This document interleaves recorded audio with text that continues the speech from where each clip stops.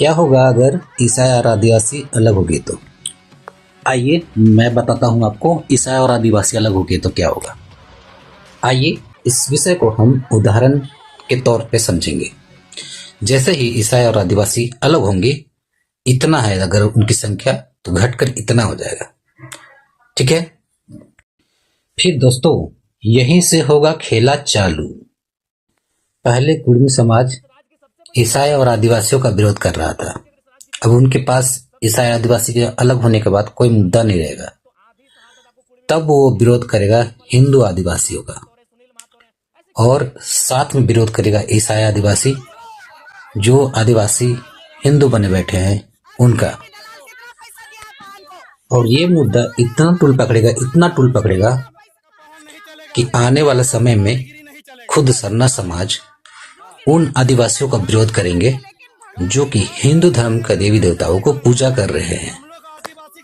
फिर नेता लोगों के पास अगर कोई मुद्दा नहीं रहेगा तो आपको सरना और हिंदू में लड़ाएंगे। फिर सरना समाज धीरे धीरे हिंदू से नफरत करने लगेगा और उसे जिस प्रकार से ईसाईयत का विरोध कर रहे थे वैसे हिंदू लोगों का विरोध करेंगे।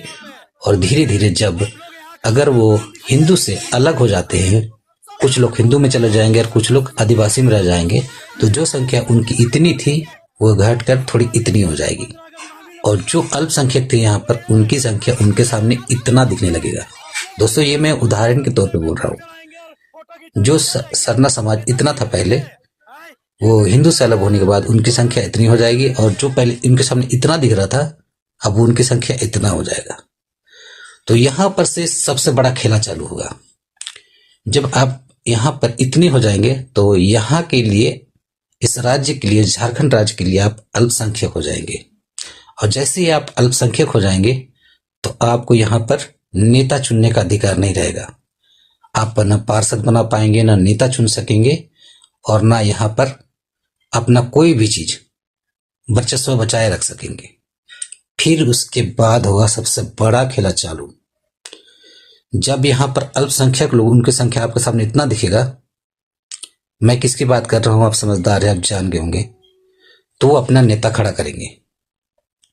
और जैसे ही उनका नेता यहाँ पर खड़ा होगा, जैसे गोड्डा जिला में हम आदिवासियों का जमीन को छीना गया था खुलेआम, छत्तीसगढ़ में छीना गया, वैसे ही झारखंड में होगा। जो संथाल परगना है, एसपीटी एक्ट लगा हुआ है, वो खत्म हो जाएगा। एसटी एक्ट और एसपीटी एक्ट जो संथाल परगना में लगा हुआ है वो खत्म हो जाएगा।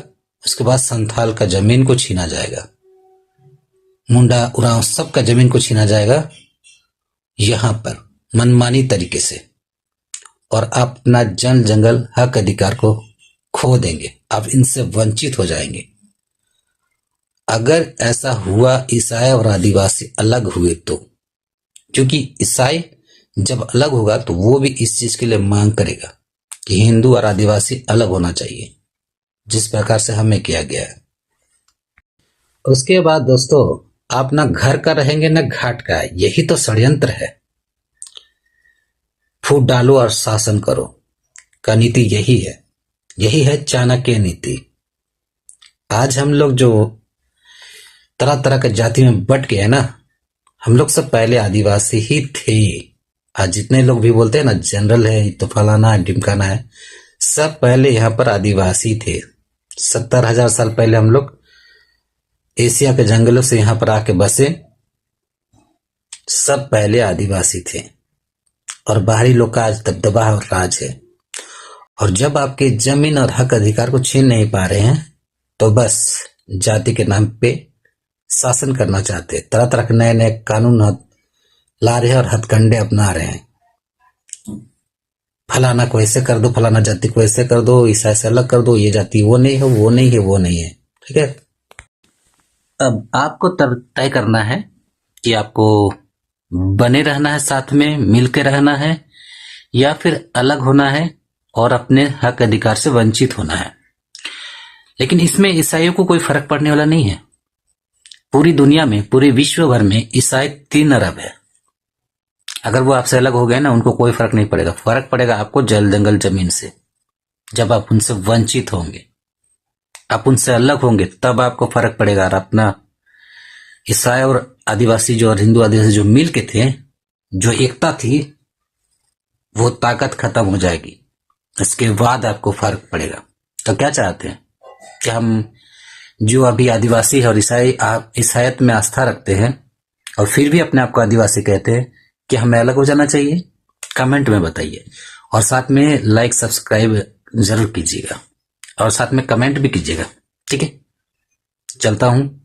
जय जोहार, जय आदिवासी, जय मसीह।